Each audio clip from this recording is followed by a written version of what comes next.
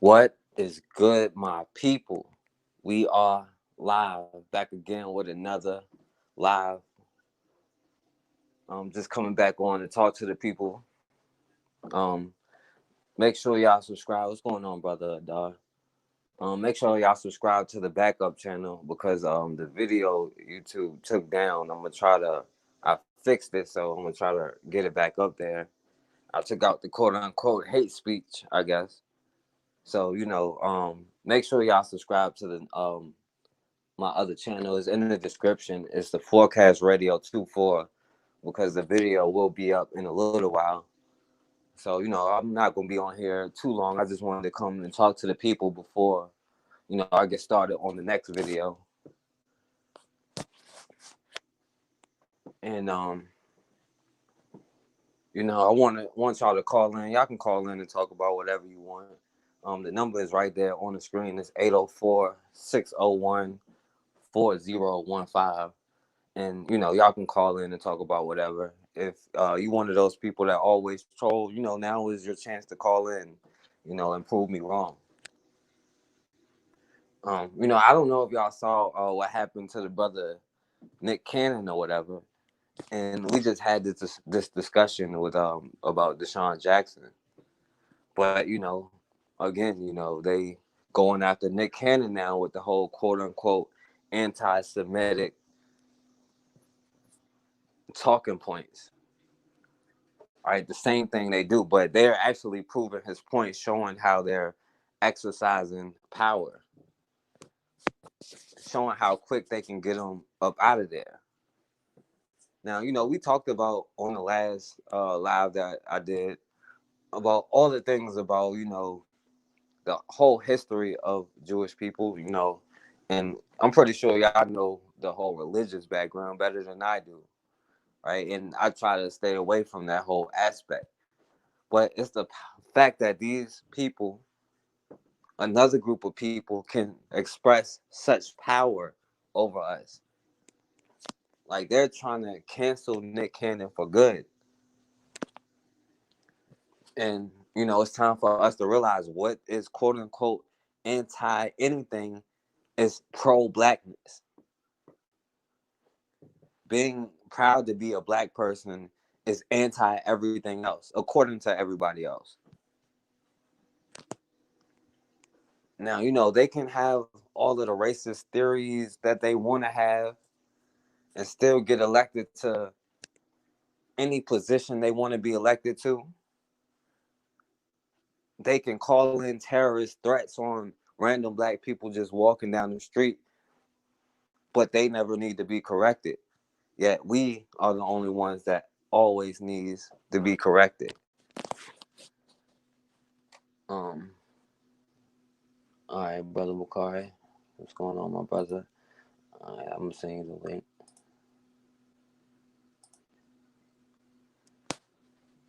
But they always target us as a people. Now they do that because they can. And what is anybody going to do about it?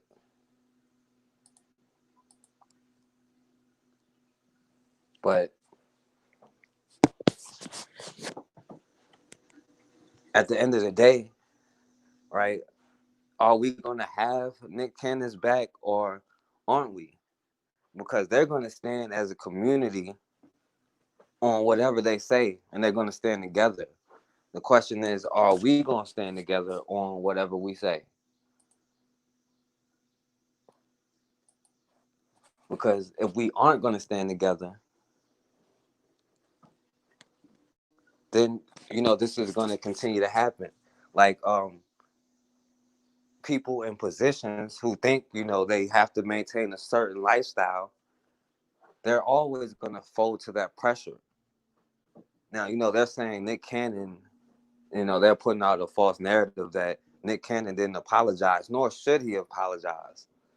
But Nick Cannon himself said he tried to rectify the situation. And now you have to notice that anything they say is never, really the truth.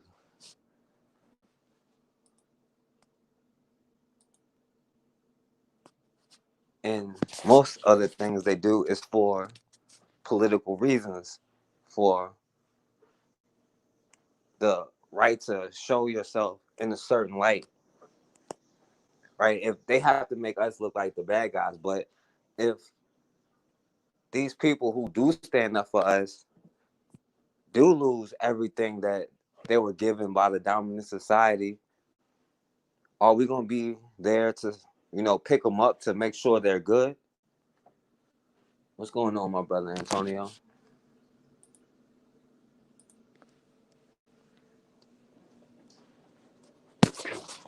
And if we don't have, people's back when they are attacked by the dominant society, then, more people are probably going to stand up with us. What's going on, my brother Chucky? And, y'all can call in anytime y'all want. I'm probably not going to be on here that long tonight. Make sure y'all subscribe to my backup channel, the Forecast Radio 24. It's in the description. I'm gonna try to put up the video that they just took down. I took out, I fixed it. Took out the quote unquote hate speech, I guess. So make sure y'all subscribe to that because I'm not sure how long it's gonna be on there. But I'm talking about what happened to my brother Nick Cannon, and of course you already know if you can't criticize somebody, then that's the people that is in charge.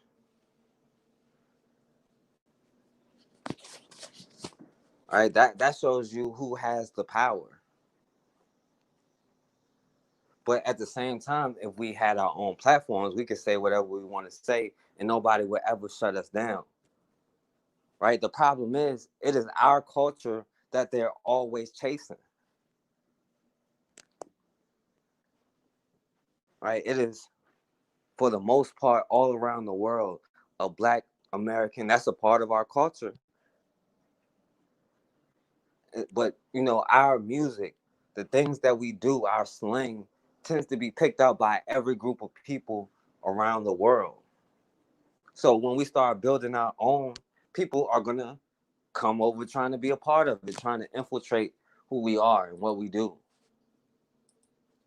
and then repackage it and sell it back to us so they can get rich off of it. And if you criticize them, then they're gonna make an example out of you.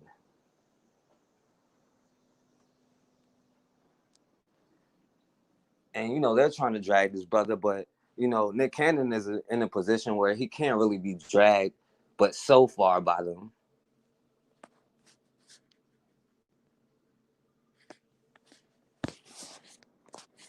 And it has to be, unity. We have to be in charge of our own. And it's not like as though the people who are claiming somebody else is anti-Semitic, it's not as though they haven't wreaked havoc on us for centuries. It's not like it isn't true what Nick Cannon said. It's not like it wasn't true that they didn't have a huge role in financing the slave trade. They were the first creditors for slaves, right? Buying slaves on credit. How do you think these people got their wealth? Because before all of this, they were dirt poor in Europe. Before the system of white supremacy that we are currently in, they were about to die off. Right? They had the plague, right, in the 1400s. They were literally about to be extinct. And time and time again, of course, people in our group helped them, and we saved them and pulled them out of where they were.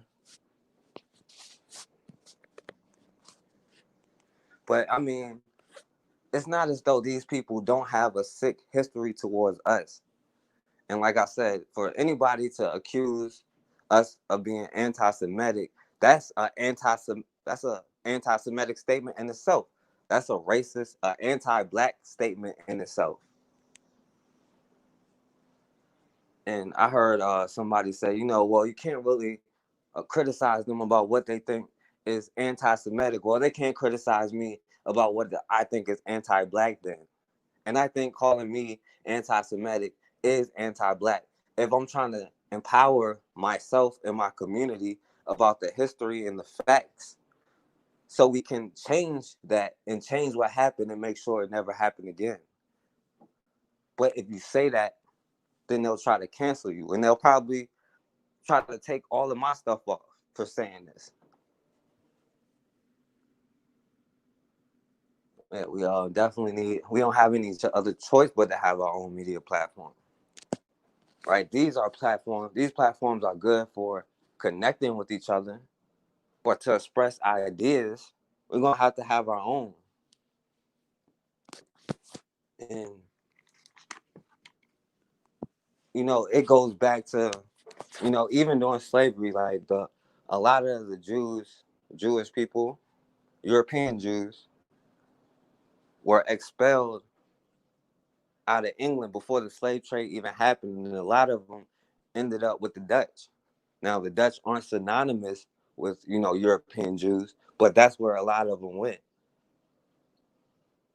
right? And if you look at the racism in the Netherlands and all of that, they were involved in all of that.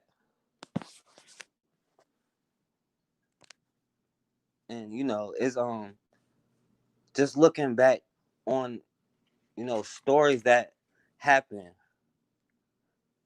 as I'm like trying to come up with the last version of this book I'm trying to write. That has this whole history of it. And on the Dutch island, it was a slave revolt by this slave called Tulu. One day he and 40 or 50 other slaves, told their owner that, I'm not working no more. We are no longer slaves. And they just straight walked off the plantation, just like that. And they said, if you don't like it, then go complain to the governor. So, when they left, they freed 22 other people from prison. Then they went from plantation to plantation, freeing anybody who wanted to join them. And, all the slave owners started, fleeing from the city. And, while that was going on, another slave, but he was enslaved by the French, though, Louis Mercer, he was leading another group of slaves, and they ended up meeting up. Now, they was aware of the Haitian Revolution. And, they was like, since the Netherlands was taken over by France, then they should have their freedom too. So he made demands for all the punishment to Black people, how they were being treated to come to an end. He said no more labor on Sunday. And they wanted the freedom to buy clothes, buy food, and just do their own business. But of course, that wasn't good enough for them. So, after 2 times trying to negotiate, that the whoever was in charge, they just murdered anybody, especially anybody with a weapon, and they ended up killing 22 people. But they weren't giving up that easy, so they started using it. They started using guerrilla warfare. They started poisoning their wells, poisoning their water. They were stealing their food, and this brother was able to unite close to 1,000 people to fight for their freedom, just on the spot. But of course, the brother was betrayed by another slave who got caught and taken as prisoner. And they tortured the brother, and they beheaded him.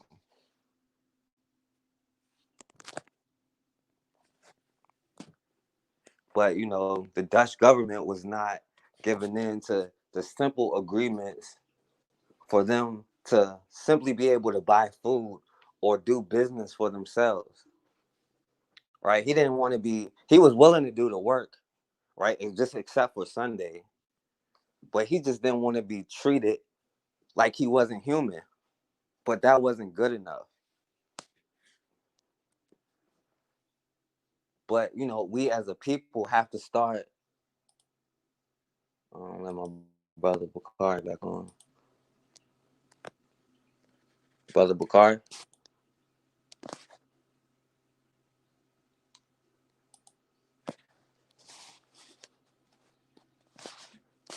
He said, "Do I think Fire Allen has got what he want?" Most likely not if he has something to lose. Right? We have to put our people in a position that have the ability to do stuff, to not worrying about the dominant society taking away from them. Because, of course, you know, people like Bill Cosby, when you got the kind of money to buy a TV station, that don't mean you got the power to. You know, there are a lot of black people who could have bought a football team, but that don't mean they had the power to be accepted by the other owners. This is a club. And to them, it's not about money. You can't buy your way in. Right? We're forgetting that just like 50 years ago, our money wasn't even good enough. We would have paid $10 for a dollar worth of food, and they still wouldn't have accepted us, even though we were willing to.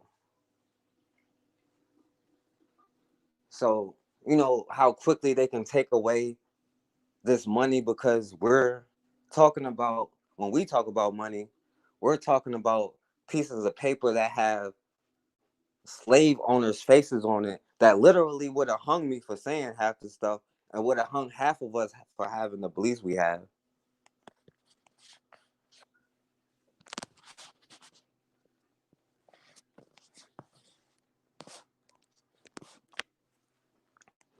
But you know, at the end of the day, it's not about the money.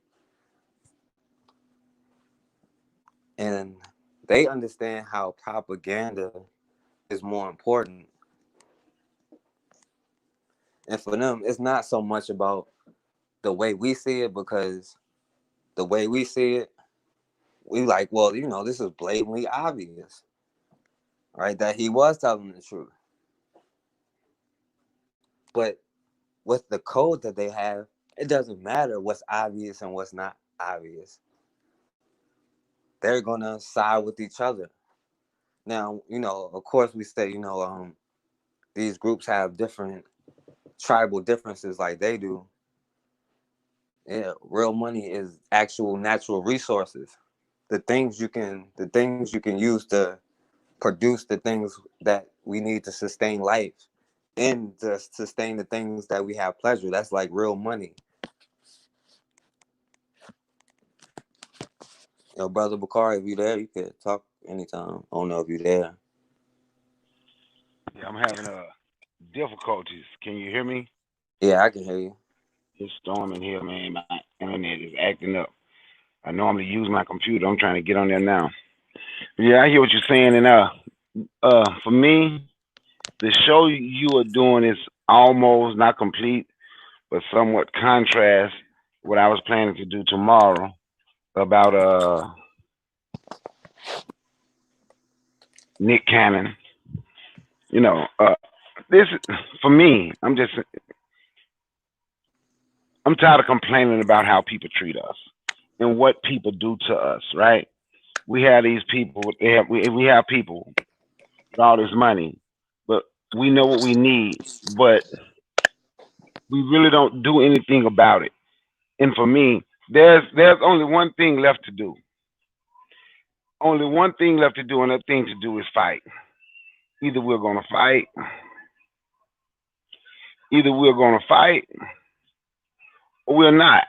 We're gonna continue to talk about the things that they do.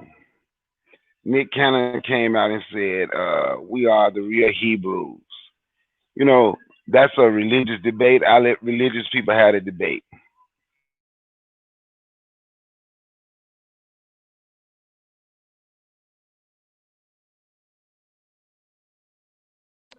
But I'm going to tell you something that I noticed, and I'm not saying Nick Cannon is a part of this because I don't believe he is, nor Jada or Will. But the biggest thing since George Floyd and all the momentum that we had, because we're starting to lose the momentum, because we have gone back to wanting to be entertained. We forgot about, you don't even hear people talk about Breonna Taylor anymore. You don't hear people talk about Natasha McDade anymore. We don't talk about the 8 people that have been lynched. We don't talk about the things that is going on anymore. So with the momentum, they know we have been studied, and I always say we have been studied more than Jesus. That's what I always say. They have studied black people around the world more than they have studied Jesus. So they know what to do to knock us off our square. Let's give them some entertainment. Let's do this. And they will forget about everything that is going on. And if we give them, they'll forget about everything that's going on and they will just be okay. Eventually, they will stop complaining and they will be okay with the symbols, with the symbolism that we have given them. They don't get anything tangible, but we'll tear down a statue and say, see, we care about y'all. We'll say Mississippi got to get rid of the Confederate battle flag, but the United States flag is still going to fly. The real Confederate States flag that's flying over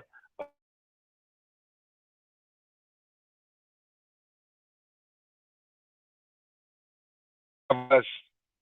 But if we give them that, we'll be okay. And I'm just being honest, man. The line have been drawn in the sand. We can say we do. Ooh, yeah, excuse me. We can say whatever we want to say, and we can have all these religious debates, and we can debate about what we want to do and the things that we need to do. But in my opinion, there's one thing left for us to do. We have tried everything except unite under one banner. And that one banner we haven't united under is that we're all black people. I'm not going to even tell people they're of African descent, but I'm going to say we are all black people. And black people is being killed and destroyed. And we are, in some instances, in a lot of instances, we are helping them with the things that we do in our neighborhoods to our own people. The things that we let our people get away with, the things that they do. Excuse me, sorry about that. But what I'm saying is, right now I see this as a diversion tactic. Let's take their attention somewhere else.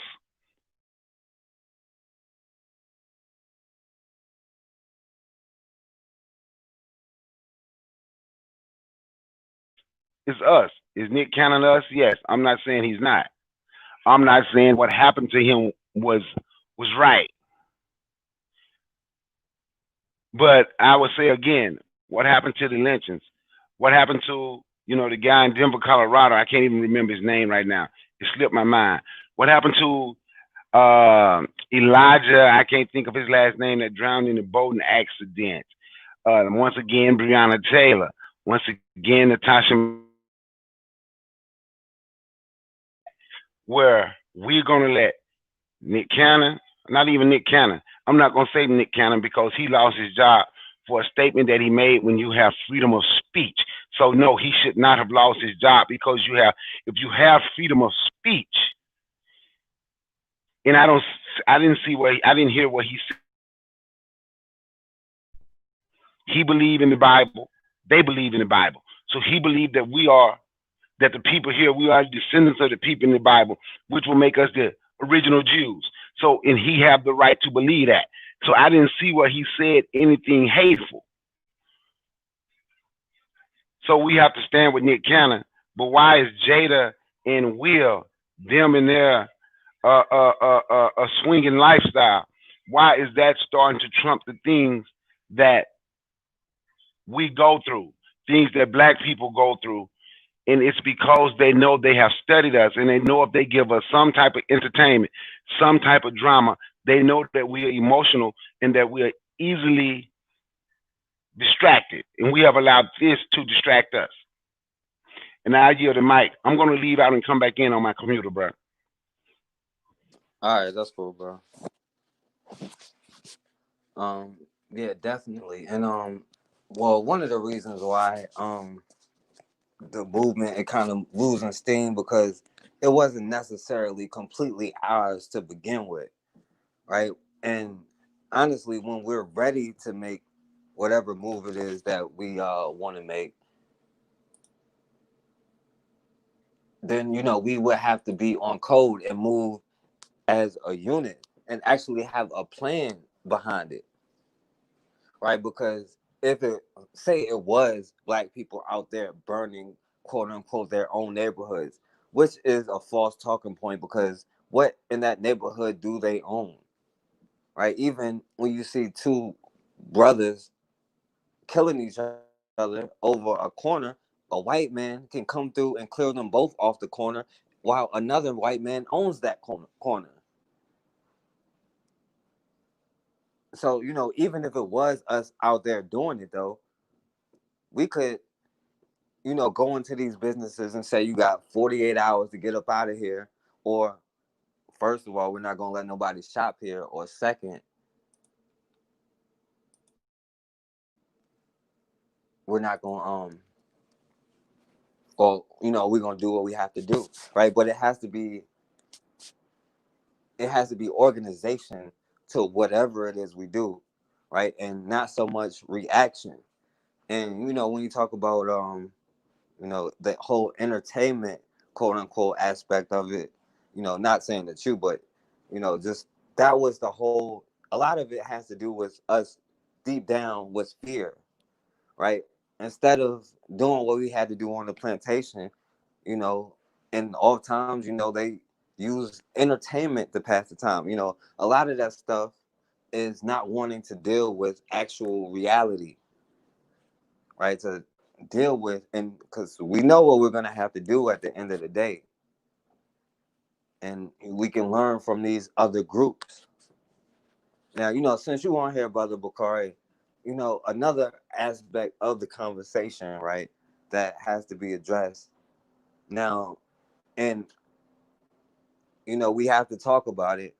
And I'm not trying to get in Nick Cannon personal business or whatever. Anybody can do whatever they want to do, but wasn't this brother just on the on his show, talking about his whole white queens or whatever it is he said? I don't know the specific quote, but wasn't he just on there talking about the whole white woman thing? And that goes back to the can you be pro-black and they interracial question, and I guess that could be looked at as a form of entertainment, but that's also an important question when it comes to what we got to do. You know what I'm saying? What you think about that? 1 second, hold 1 second. I got to take this call. This is my son at work. Uh, well, yeah. But that's a whole nother aspect. When he had his discussion with Rizza Islam. Now he could have just been playing devil's advocate at the time, but there are complaints in the black community with black women saying as far as a black woman with two black parents, right? And that's a part of the question. What do we classify as, you know, a black person? Can it be one black parent, or do you have to have two black parents, right? And a lot of black women are questioning him because they he dated a lot of biracial women. Now that is a very plausible question. We had this show before, right? And we talked about what is a biracial, and now we see this white woman who previously was bigged up. He showed praises for her. Now again, the brother could have just been playing devil's advocate, but I don't know. I can't say yes or no. But anybody can call in. By the way, the number is 804-601-40. I'm back. I'm back, bro. I'm sorry Uh, about that. That's my you all good. that was my youngest son, man. I had to take that call. You all good, bro. But what I wanted to say is about that. You know what? I heard him say that's how he his black kids. He make his black kids with white women, which doesn't make sense to me. And he was bragging on how he loved white women. And if that's the truth, and if that's what he's still dealing with that, watch this. Why should we stand up so strong for a black man who don't want to deal with black women? And Jonelle McCullough, let me say something. I see what you put in here. You say one drop of black blood, all it takes. That's an old slave narrative. We have to get away from that narrative. That absolutely is not true. That is not true. Like I would tell anybody, my son, history teacher, was 2% African. 2%. Ask her if she was black. Ask her if you see any black in her anywhere. Only that one drop rule, that's an old slave narrative to keep us confused. We were confused with that old slave narrative, calling everybody black if they just have a little black in them or if they are mixed. They were not confused because it was done by design. That's why the mulatto was always a little bit above black people. Excuse me. And you should read a book, study this book called, I hate to get off subject, but I read that right quick, forecast. So let me say this. Read the book called Black Slave Owners of the Carolinas. And when they talk about how black people owned slaves, you will see there were majority mulattoes. Black people that owned slaves bought their family. They couldn't free them, so they had to buy them into slavery. But the mulattoes, look and see how they treated black slaves. And what they said, they bragged on buying the darkest slave, and they bragged on treating them worse than white people treated them, so they can be accepted by white people. If you can treat a slave worse than another slave owner. But I hear a lot of people say that, Jonelle McCullough, that the one drop rule, that's an old slave narrative, and this is 2020. We have to get past that. And now, forecast, like you were saying, you're right. Nick Cannon has the right to do whatever he want to do. So now, if he have the right to do whatever he want to do, don't we have the right to do whatever we want to do? If you meet a brother that say, I don't want to support him because he dissed black women, and I don't have his back because of the way he felt about black women, why would that be? Because I've heard people get upset about that. So why would that be? If they have the right to go out and date whoever they want to date and claim they making a black child, and if you're like me, I believe in Pan-Africanism, and I believe black man and black woman make a black child, and that will come together. That's the Holy Trinity: black man, black woman, black child. And if I said I don't want to support him because of that, if he got the right to date whoever he want, don't I have the right to support whether I support him or not? Because like I said, I stand with Nick Cannon. I kind of like Nick Cannon, but wouldn't I have the right to support who I want to support then? If I don't want to stand with him, should that be a problem amongst black people? Forecast. No, yeah, you can do whatever you want to do. I'm saying, but do you think that should be a problem amongst black people if we don't stand with him because he lost the job? I do because I don't think I don't think it mattered if he had all black women. You know, if I said the same thing and I had a black wife, they would do the same thing to me. So I do think black people should stand up because it's not about particularly Nick Cannon. If it was, then I would say yeah. But you know, Oh, I was just wondering because, like, for me, because I know it's gonna be a lot of brothers that say they don't because he don't stand with black women and he came from a black woman. yeah, So if he had that right, everybody else had it right. I think the only way we're gonna fix this thing if we stick together regardless. Like I said, I stick with Nick Cannon. I think it's messed up he lost his job for having the freedom of speech. But like you were saying earlier before I could log on and I was listening to you, that's why we have to create our own. That's why we have to create our own media. We have to create our own. We need to have our own radio show. We need to have our own something similar to YouTube. We need our own everything, and that way we should be able to speak freely. But then if we get that, you have to think about which black person got it and did it, and you still may not be able to speak freely because a lot of them is so afraid they'll end up being worse than white people. They'll be worse than the people that are in charge because they are so afraid. But yes, I absolutely agree with you when you said that we need our own.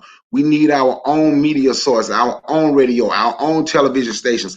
We need all of that. You look at Telemundo, you look, everybody have their own. But then when you look at us, we don't. BET, Black Entertainment Television, which just turned to booty shaking videos and awards and whatever else is on there, because I don't watch it.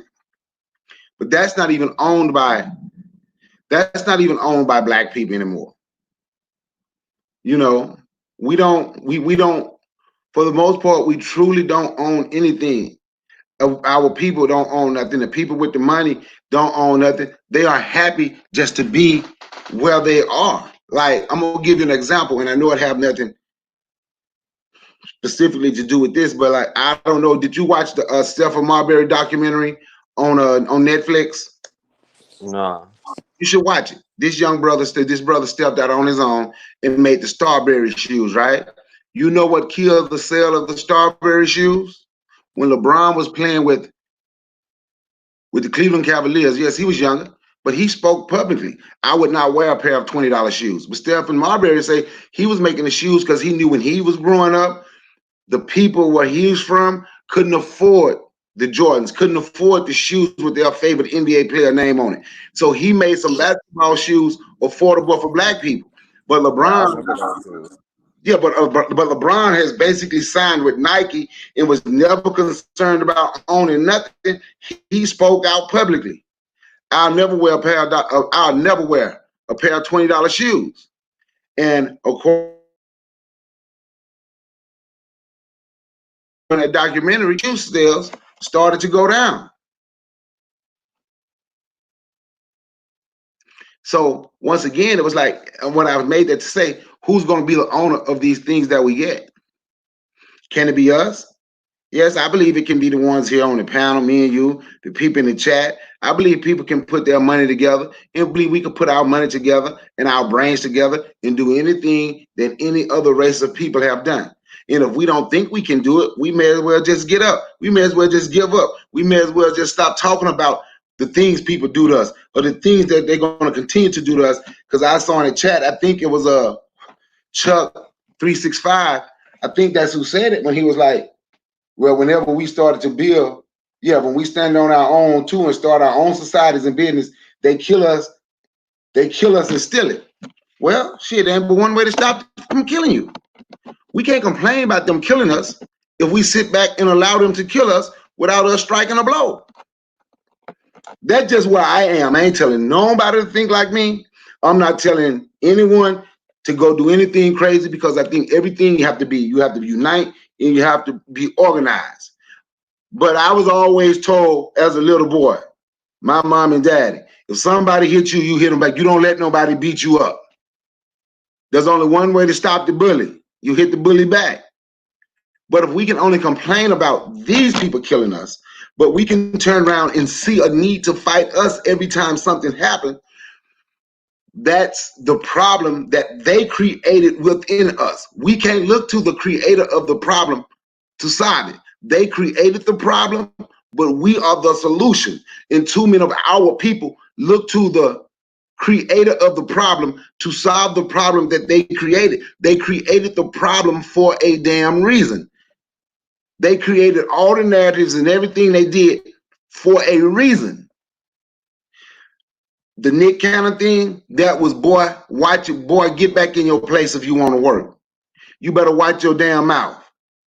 Be like Terry Crews. Let a white man walk up to you and grab your junk, and you better not do nothing. And when you get on the mic, the only thing you better say is, what would it look like if a big 6'4", 240-pound black man beating up a white man? That's the mentality they want you to have. And this was Nick Cannon's moment.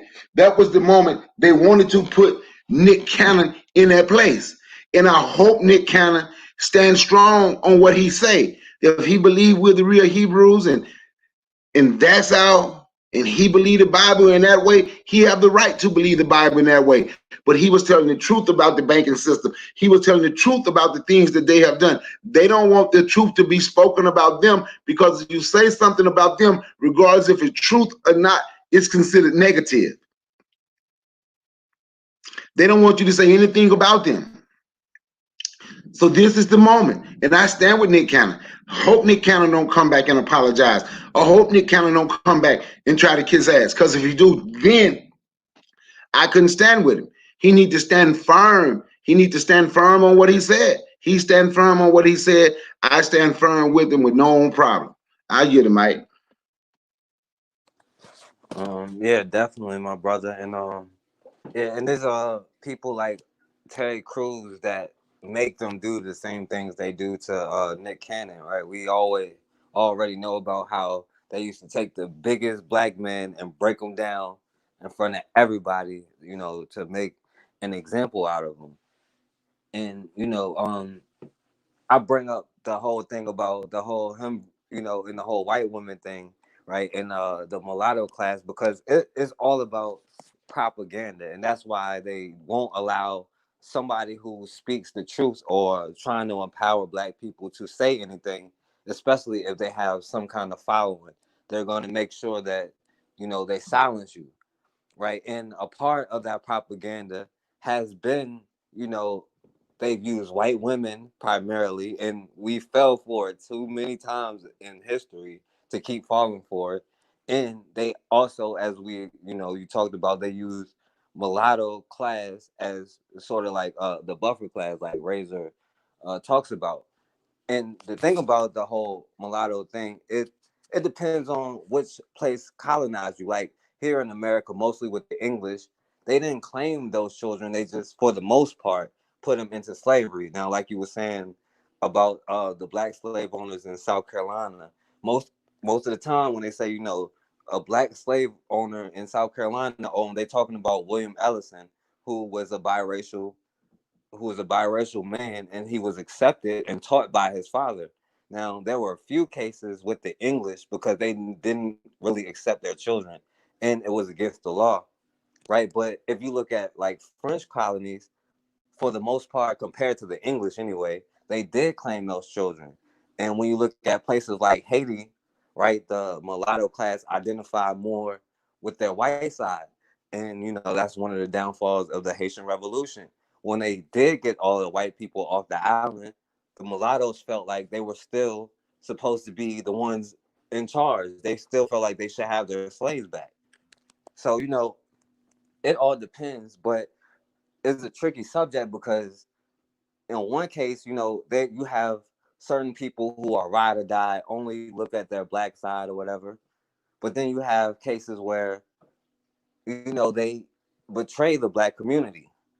But no matter where they are, what they have always done is if they give somebody, they'll take in most cases, especially in history, not so much today, but mostly in history, they'll take a mulatto person and give them whatever it is and say, well, look, we giving rights to black people. But most of the time, it'll be somebody who is more identified with their white side, but they're represented as a black person because in America, the law literally said, you know, mulattoes are nothing but Negro. But, at the end of the day, if we're still out here caping for white women when we know the whole history, and it's a reason why they made a lot of those laws, because as long as this system exists, that's going to cause confusion, because not only are they not going to know what side to fight when it comes down to it, right, and you have a white spouse, are you going to be about your action? Are you going to do what you have to do? Because in a lot of cases, I'm not going to say every single case because you can't say all of anything. Most of them, no matter how quote unquote liberal they are, don't want the system to be destroyed. So they're not going to go all the way out because they know the system gives them protection. And no matter what the other race says about black women, because they don't ever put black women up on a pedestal, and no matter what beefs that the dominant society has as far as the gender wars. No matter what white women have done, they have been there to protect them, right? And you don't really see a white man, especially on a large platform or that's very respected in the community, especially who's supposed to have knowledge, right? Bigging up a black woman. But you do see that in our community. And that is another form of propaganda, right? That sends a terrible message, not only from a black man, but to black women, just affects us as a whole. But we have to understand we give white women a pass so many times. And the very first race war in North America and Canada was started over a white woman because a black preacher had the audacity to baptize a white woman. So, they just burnt his house down and all of his stuff and chased all the black people out of the town. Now, like y'all said, they every time we build our stuff, they come in and they destroy it, right? But if we know they're gonna come in and destroy it, why aren't we waiting for them? Why don't we have a plan to limit what they can do and ultimately stop what they can do? But we have discussions that don't really pertain to that because we glorify our enemy, and we can't keep giving white women a pass, especially if you say you're quote unquote, I don't even like using this word, but if you're woke, you have to be careful about what you say. Now, like I said, the brother could have been paying devil's advocate, but he does have a questionable track record. And it goes back to, what do you consider black? And we always going by, like y'all said, the Willie Lynch, the one drop rule. But we can create whatever we want to create, right? And do we want to classify?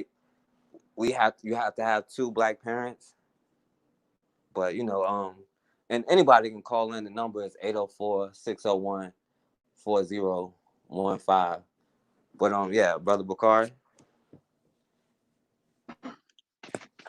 I saw. Do you remember when they say Gail? I can't think of her last name. Whatever. Oprah Winfrey friend asked. Now, if I'm wrong, you can tell me I'm wrong. But you remember the question that she asked Lisa Leslie about Kobe Bryant, right? And everybody went in on her, right? And I see Snoop Dogg calling her dog head, B, and all that. If I'm wrong, and if y'all have heard anything, you can tell me I'm wrong because I just haven't. But have you heard any of these so-called gangster rappers, these fake gangsters, these rappers? Have you heard them say anything negative about the people that fired Nick Cannon? Now I haven't. If you have, you can tell me you have. But I know I haven't.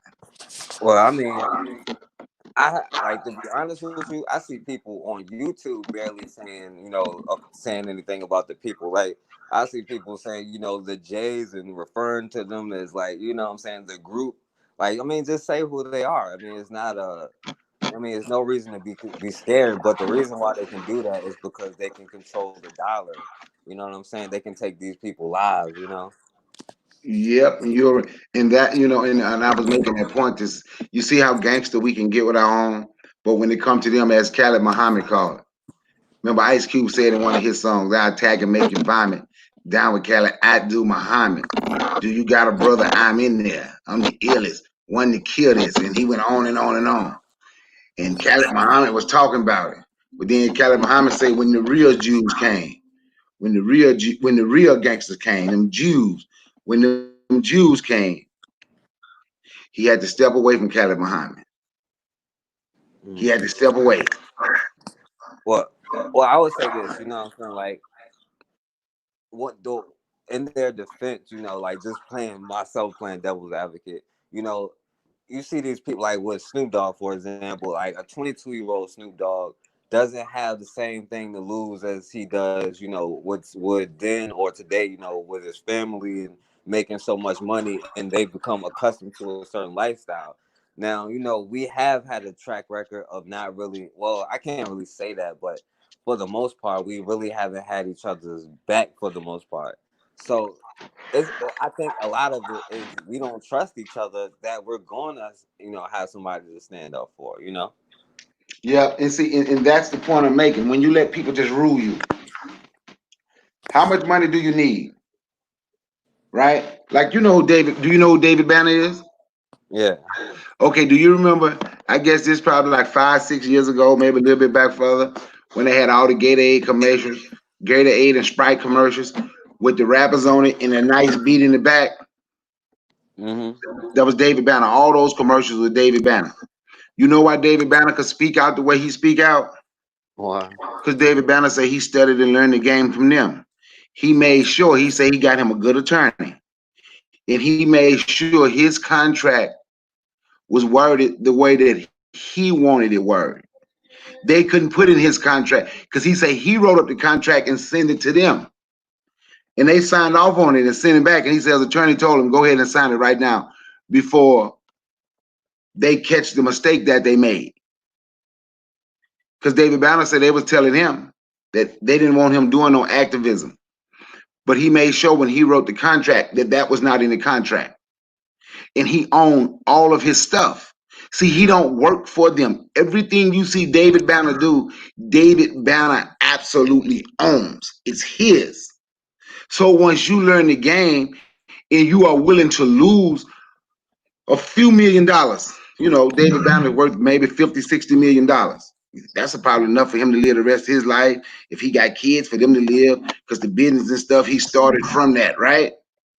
So if you have enough money and you figure out a way to create your own, you don't have to constantly kiss nobody behind.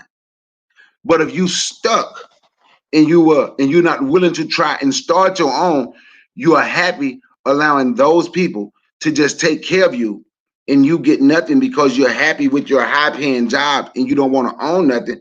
It becomes the position what you just said. I got too much to lose.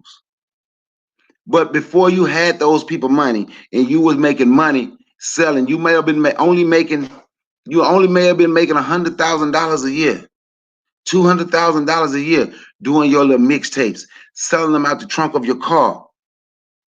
But what about the people that made you a star, the black people? So you'll forget about them because you have too much to lose. So when those people feel that they have too much to lose, I can't stand with those people. Maybe Nick Cannon didn't feel that way because he came out and he spoke what he said, and this was supposed to be his uh nigga moment. Pardon my French, because I hate using that word, but this was supposed to be that moment where they're gonna make him. He gonna have to come with a public apology so he can get his job back. But like I said, I hope he stands strong. I hope he stands strong. You don't apologize to them. I hope he did right with his money where he don't even need them no more. And I hope he see a need to work with other people that is that's building and trying to build and want to get the radio station and want to get the television and want to do all of that so we can have our own. Because like Janelle McCullough said, communication rules the nation. Because people can just get on TV and say whatever they want to say about us. It doesn't make a difference. They can say whatever they want to say. We can't fight back because we have to get on their stuff and speak. We can't say whatever we want to say. If you don't believe me, ask Nick Cannon. We can't even fight them back if we want to. If you don't believe me, ask Terry Crews. They can just walk up and grab your junk.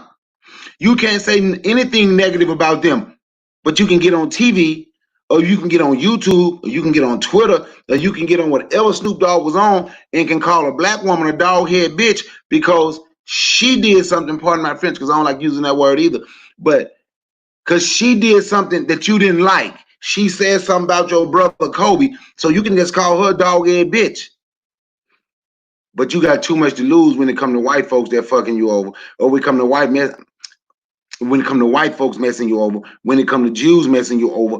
All of a sudden, you bow your head. You bow your head because now you got too much to lose. That ain't the type of black. Those are not the type of black people I want to follow. Because trust me, they won't fight a mosquito. Not to save you, not to save me, not to save no other black person that go against them having too much to lose. We all have something to lose. Brother Forecast, you have a job, right? So you get on YouTube and you speak your speech, you have something to lose. You can lose your job. And I'm not sure how much money you make, but I don't believe you're worth 50, $60 million like Snoop Dogg. I have something to lose. I don't make their money.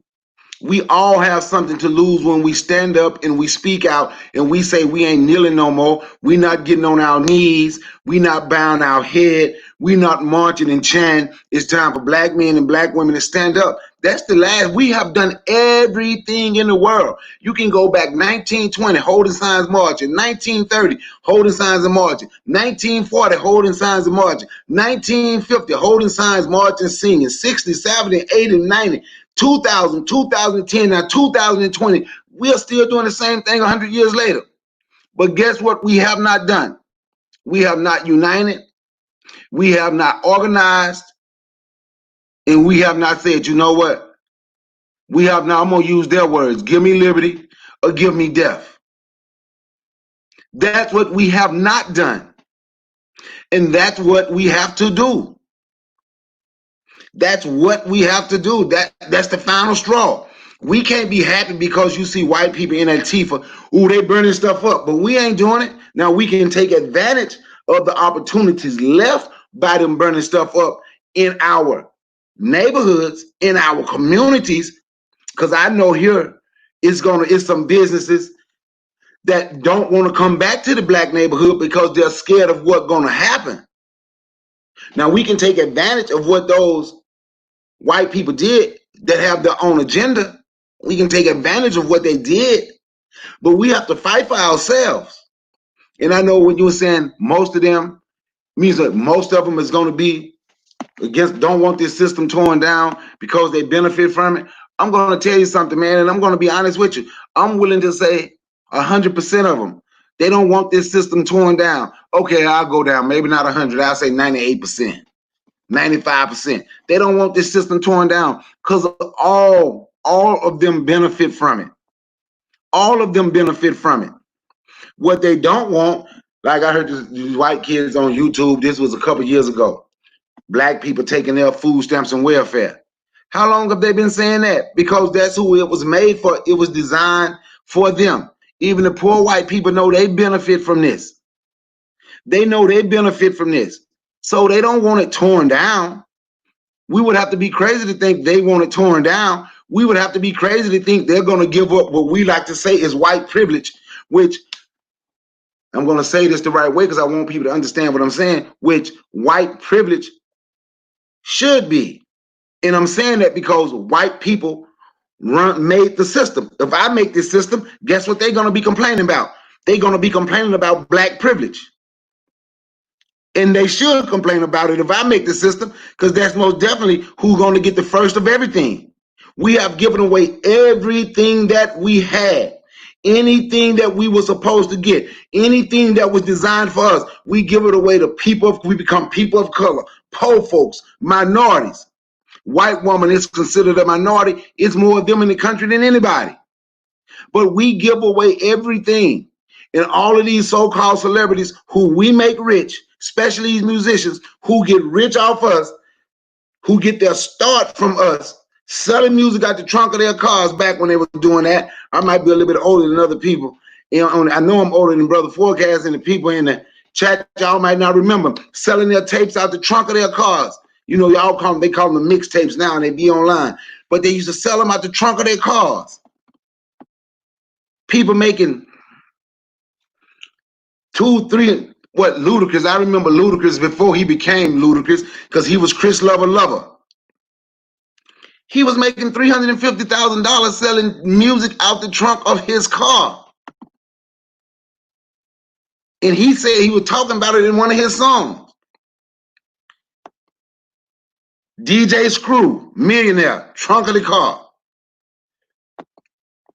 But a lot of these people, when they make it and they ain't selling music out the trunk of their car no more, they forget who they are. They forget the people that made them. See, because a lot of people say, well, white people made them millionaires. You can say that, But if black people hadn't supported them and played their music everywhere, those white people that gave them millions wouldn't have known who they were. So when they say they have a lot to lose, Brother Forecast, I got a lot to lose. Brother Forecast, you got a lot to lose. Janelle McCullough got a lot to lose. Time to Work has a lot to lose. Razor Ramon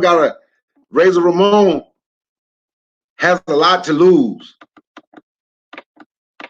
Leonard D. Yuta has a lot to use. Chuck 365, I saw Brother Adon here, has a lot to lose. Antonio Starks has a lot to lose. We all have a lot to lose. And since we all have a lot to lose, we don't give people passes because they're rich, because they have no more to lose than me. They have no more to lose than you. I got a family that I got to feed. They have no more. I yield the mic.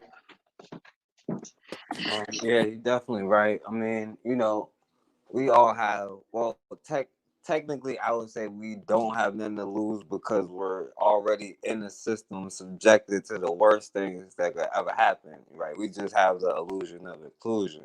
But it's, we do have the illusion that we have something to lose. And really it's a catch-22 because like you said, David Banner, did a lot of things, and there's a lot of smart black business people that have their money not in just one area, so they can't really be stopped. And even Nick Cannon himself, he may be set up to where they can't hurt him as bad.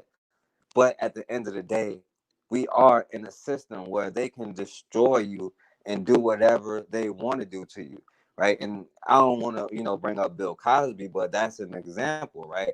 It didn't matter how much money he had. I mean, when it came down to it, he could have bought any lawyer he wanted. It's hard for him to get a fair trial when they want to target you specifically. But the catch 22 is, as long as you're not willing to speak up on whatever platform that you may have built, right, you're always going to stay in that position. And, again, it comes back to, are we going to be able to trust each other? Are we going to be able to trust ourselves? Right. And like you said, we came up, like you said, rappers used to come up selling mixtapes out the back of their car, out the trunk of their car. And we as a community supported it. Right now, as a community, we may not have as much as the dominant society because, we know a whole history is behind that. But we do have enough to support ourselves. Now, every time, and I'm not going to act like we haven't done it time and time again, because every chance that we've gotten an opportunity, we have built our own, right? It's just, especially after integration, that was another, counter that really set us back a long ways, right? It gave us the illusion of inclusion we still suffer from. But we starting to kind of wake up from that. And every time we have been on code, we have managed to build our own communities, right? We talk about Black Wall Street, but Black Wall Street is one example that was everywhere black people were because they didn't accept our money. They didn't accept our business. We had to depend on each other. And we could easily build those things again. But when it's time, and you said, give me liberty or give me death. And that reminded me of like the Gabriel Prosser rebellion when they planned all of it, he had, hundreds, if not thousands, on code, ready to do what they had to do.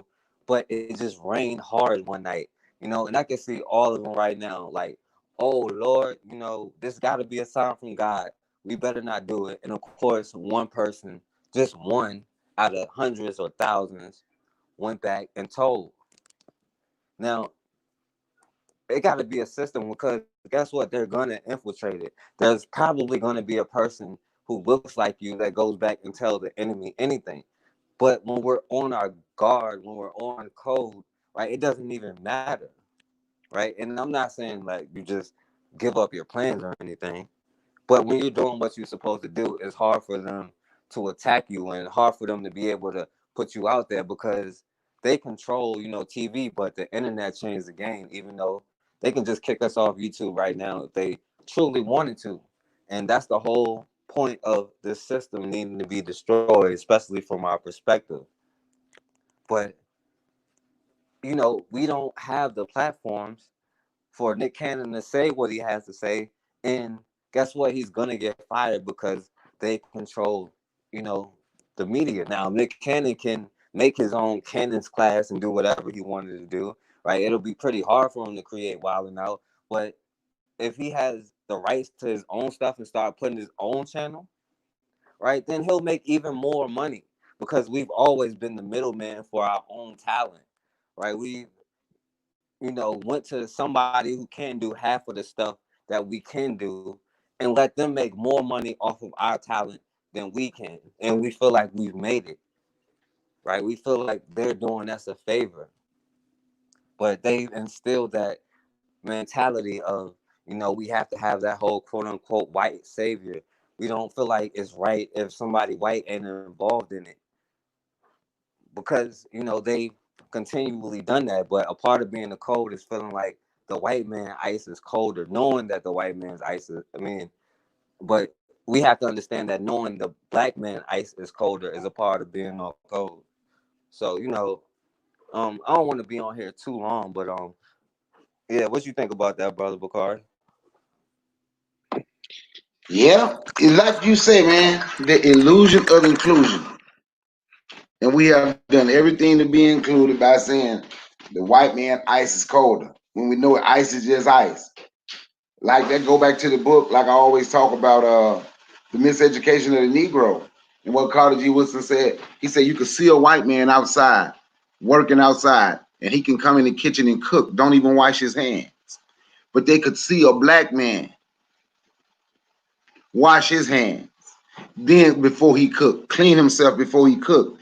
And a lot they would still choose the white man, even though his hands were dirty in their mind because of what we have gone through. The white man is still cleaner. So you said a Yeah. lot of good stuff. Time to Work say they have a value system and we don't have a official value. Time to Work is right about that because we don't have official value. We don't value ourselves enough to say we have an official value. We allow any and everything to go on in our neighborhoods. We even make excuses for people. And when I'm saying we don't have an official value in the way we make excuses, I heard people make an excuse for Jim Crow Joe, where I'm talking about him writing the crime bill. They said, well, black people signed it. I said, well, but black person ain't running for president. We talking about the person who wrote it. Then they come back to me. We have all done things that we need to be forgiven for. Even you have. That's what they said to me. I said, but I'm not running for president. So talking about me have nothing to do with it. And I say the only point I'm trying to prove to you is this man is just as a bigot as Donald Trump. But we will easily forget because we can put religion, we put uh what political parties, excuse me, we put everything that we choose above us. Peace, brother Guy in Hollywood Jr. Everything that we choose, because you're not born with a religion. I guess somebody can be born into a Christian family and then you can be raised Christian. But if don't nobody tell you about Christianity, you wouldn't be a Christian. You was made a Christian. You were made a Muslim. You was made practice Judaism. We were made into Hebrew Israelites. We were made into Nation of Islam. But being black, there was no choice. We were born black. And there's nothing that I choose. Nothing that I choose is going to trump my race. If we are truly race first, and if we are truly talking about setting a code and we ready to stand up, and if that's what we are truly about, we have to be race first, and we can't let anything we choose trump our race. And if that is something we're truly about, brother Forecast, we have mentioned this before. So, and I've mentioned it on my channel. I need help organizing, to be honest, but we need to have some type of real unity gathering somewhere. We need to have a real unity gathering for the people that want to be a part of it. Unity barbecue, cookout, whatever the hell we want to call it. But as long as we get together and discuss our plans, not on YouTube, we can put the information out on YouTube of where we're going to meet and where we're going to be. But then when we're there, our plans is our plans. That's what we need to do. Because we can't let them know everything that we are doing. Anybody ever read the book, The Art of War? Even if, because I know so many people that say we can't win, there's too many of them. And I always say you have lost because you don't have the confidence. But in The Art of War, what they say, when you are weak, you have to seem strong. When you are strong, you have to seem weak. We have to start playing mind games with them the way they have played mind game with us. They have studied us all these years.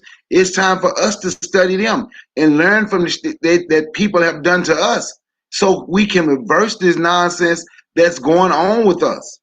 That's what we have to do.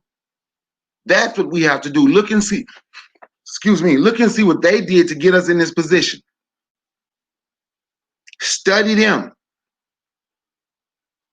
And once we study them and see how they carry on and see the things that they like to do and what they want, let's do that for them. But we're doing it for our benefit because that's what they do. They give us something, but it's not for us. They'll throw a bone, but it's designed to benefit them. Now, one thing about it, when you study these people, because I say give me liberty or give me death, but when you study these people, their history will tell you. You need to be prepared. And if you don't believe it, just look at us over here. We need to stop talking about 400 years. This is 5,000 years. You need to be prepared to fight forever and pass that fighting spirit and teach your kids, pass it down to them, to the grandkids, because this is going to have to continue because they are not going to stop. Look how they would treat some of their own when ain't nobody else around. Look at how Rome just went through conquering and they just killed everything that they saw. The Greeks, everything that they saw. They had to kill everything that they saw in order to make it to Africa to start dealing with us. They didn't just come in and beat us and do all that.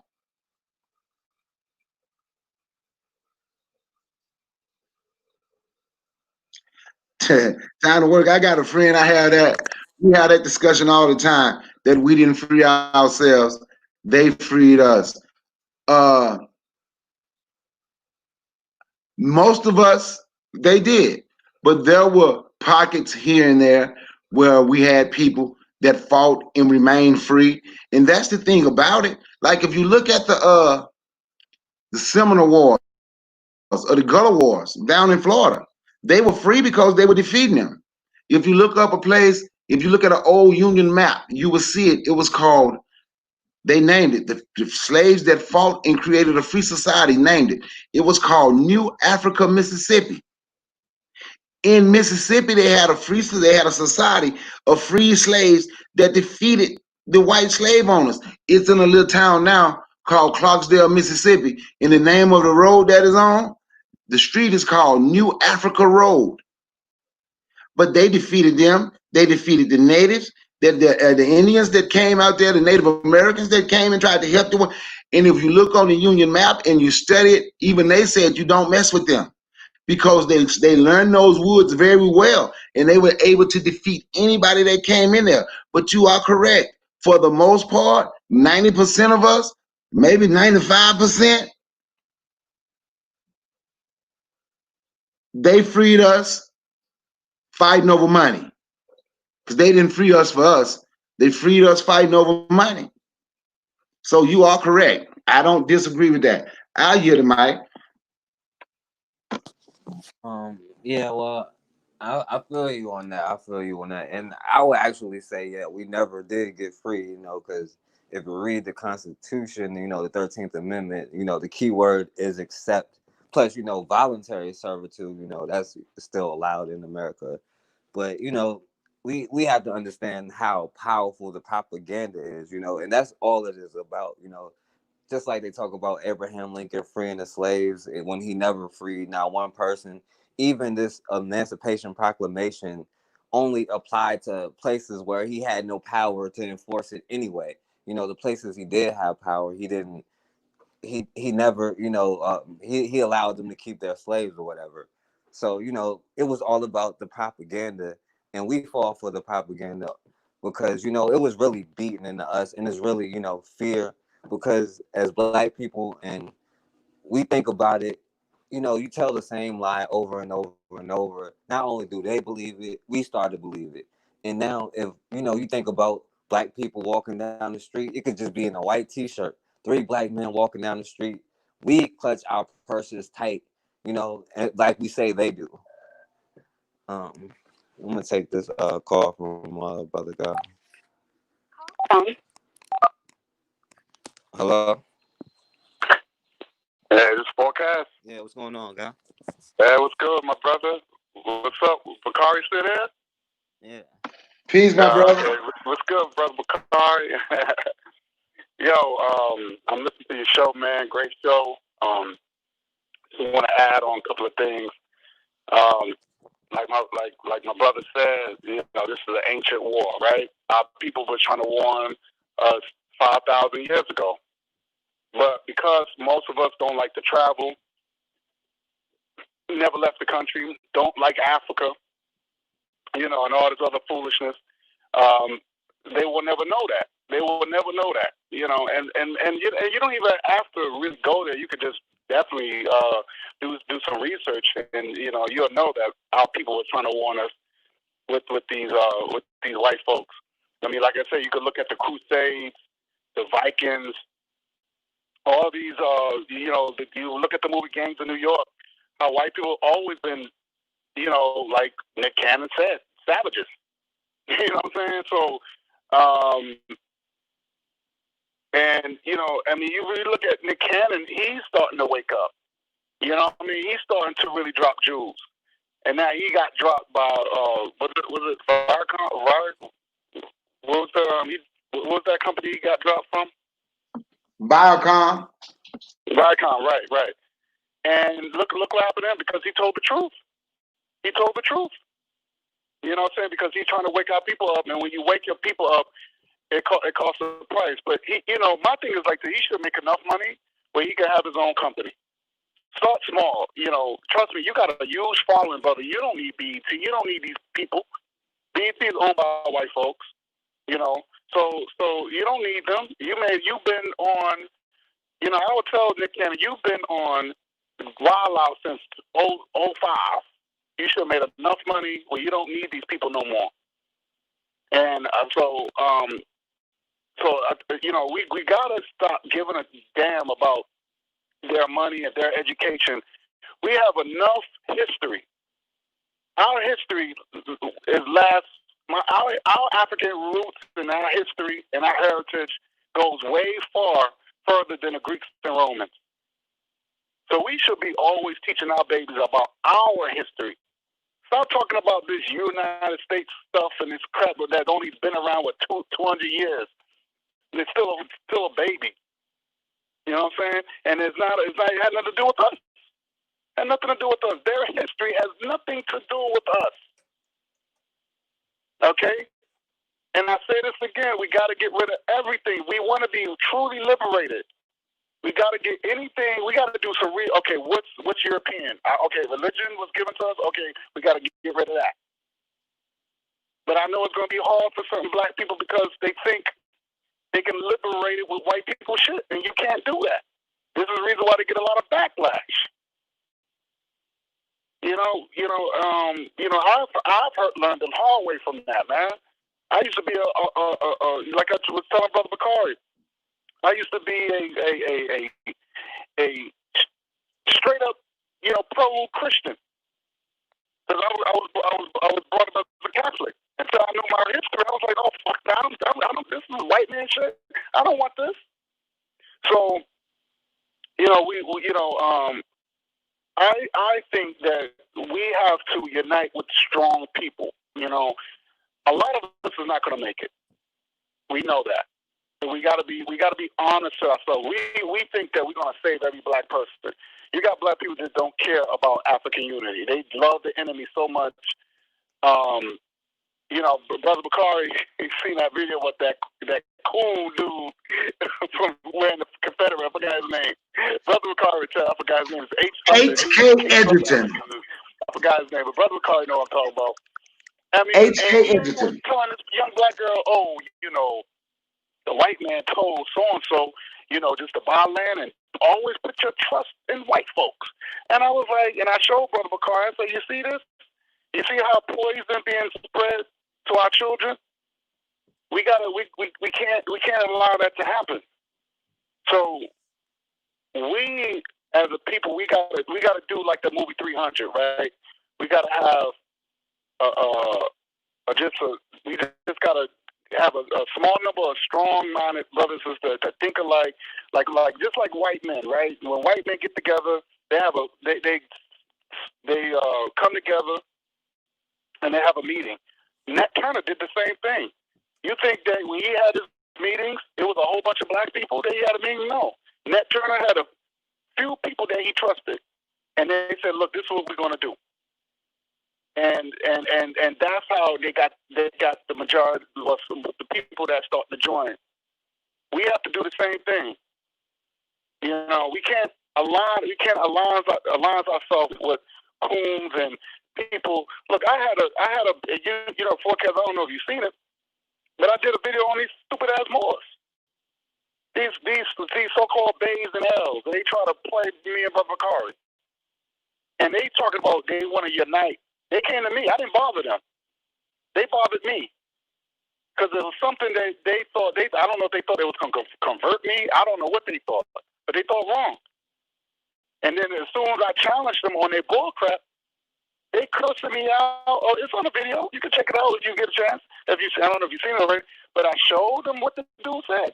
Call me the Nigger, just like the oppressor. But he's talking about he wants to unite with the people. I can't unite with people like that. So what I'm saying, I think what I'm trying to get at is that we have to be very selective who we allow in our circle, and that's how we're going to grow. And we got to teach our children, so our children, our babies, can teach other children, just like white people teach other kids, teach other kids. You know what I'm saying? We don't want our kids to say, "Oh, when I grow up, I want to be a rapper like 50 Cent." You know what I'm saying, or something like that. We don't want our kids to be growing up like that. We want to say, "Look, I want to be a lawyer. I want to be a doctor or a lawyer to help my people only." We have to be a selfish race. I've been saying that for as long as we just have to be just like every other way. We have to be as selfish. Right? And if people want to call us racist, okay, fine. And the only thing that I agree with Farrakhan when he said, yes, I'm a racist because I love my race. But I'm not the racist that y'all are. Y'all want to, rape and kill and all this other stuff. But yeah, I love my race. Hey, Brother Guy. So Brother Guy. Hey, Brother Guy.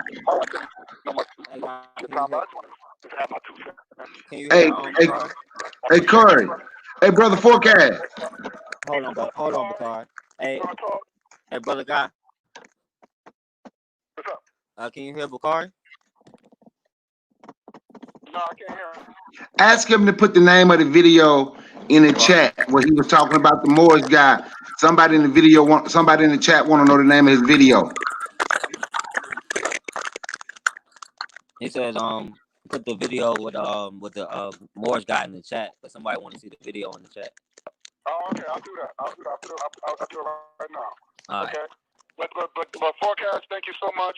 Brother Bakari, y'all brothers are doing it, man. Keep it up the good work, man. And y'all stay strong. I'm with you. I'm riding with you. I appreciate that, man. Thank you for calling in, my brother. Anytime. All right, later. Yeah, definitely. I ain't trying to be on here too long, but like a lot of what we were saying, what we were talking to, it goes back to the propaganda. That's why, we look at each other, these certain ways, right? It's propaganda that, we can see a black man have a knee put on his neck, for like 10 minutes, and nobody do anything because, they showed us time and time again, if you try to do something, you're going to hang from this tree, you're going to get castrated, you're going to get blah, blah, blah, right? And it's propaganda right back in like the 1700s, like 1795. It was a fire in New York. It was just a random fire, and they blamed 3 young black children, right? And they ended up hanging a 14 and a 12-year-old little black girl and another like 16-year-old black boy, and it was the propaganda that allowed the black community to let that even happen, right? Because it's that image that you see over and over of us being destroyed as a people that make us scared to speak out, and makes it harder for us to start having each other's back, because there's no way there could be 30 of us standing around watching one person, kill somebody, and we do nothing. But as long as we have that mentality, other groups aren't going to be, afraid of us. And we all talked about, smaller groups winning the war. Well, the American Revolution, America was the smaller group going against the so-called Great Britain Empire, right? And as soon as black people joined the war, guess what happened? Despite, the false promises, but America won, right? You look at Haiti, right? They had the smaller troop compared to France. France just kept sending in troops over and over. But like the brother said, they used the terrain to their advantage. They understood the power of plants. So what did the dominant society do? They restricted black people from learning anything about plants at all, right? They made sure that we don't see our successes, right? And when it comes to like about the white people, and there are plenty of stories. I always talk about the brother Madison Washington, who killed every white person and freed about 100 and some people on board, and won his freedom in court, and sailed them all the way to Africa, right? Went back into slavery to get his wife, right? It is because of the black troops that the North even won the war, because they were losing until the black troops showed up. Now, if we can learn how to fight for our own causes, like we did for their causes, that'll be a different thing. But we will start to do that when we start controlling our own media, our own propaganda, when we can have people who can say whatever and tell the truth about history and not get taken off TV or not get their channel canceled or blocked or whatever, right? When we start controlling our own and having our own, right? When we control our own propaganda, we'll be able to, you know, have a different image of ourselves, and we'll control not only our children's minds, and we'll be able to teach them the things they really need to know about how to survive in the world. We'll understand that we shouldn't send our kids to their institution or inject them with their medicines or drugs, right? Just the whole aspect of everything. Now, I don't want to be on here long, but anything you want to say, Brother Bakari? Well, if you about to go, man, I'll go ahead and I can close out. If anybody want, unless somebody want to call in, something like that, ask a question, anything. But brother Forecast, once again, brother, thank you for inviting me to your show. It was an excellent broadcast. I think we did an excellent job on the discussion. I appreciate the chat. Thank y'all for tuning in to Brother Forecast channel. Time to work, you are correct. We do have to do exactly like the cruise people. But the name of my channel, if you all haven't heard, is Brother Bakari. So if you said anything that you like today, check out my channel. Check out some videos I have. Subscribe and share with your friends.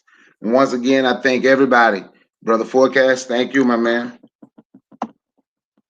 Yeah, I appreciate you coming on, my brother, and I appreciate Brother Guy for calling, and subscribe to my brother Bakari channel. You can just click on the link in the chat, and subscribe to my brother Guy. And yeah, definitely a black think tank, but we also need to have it in our own forms, right? So we if we can get out there and vote for good old Joe Biden, then we can get out there and vote for our leaders in the financial field, or what may have, or whatever it is, right? We can come together in person to discuss the plans that we have, if we have this much urgency to get out there for a person who says he doesn't want you anywhere near his drug addict son and his mama. So we have the ability. We just have to put aside whatever it is.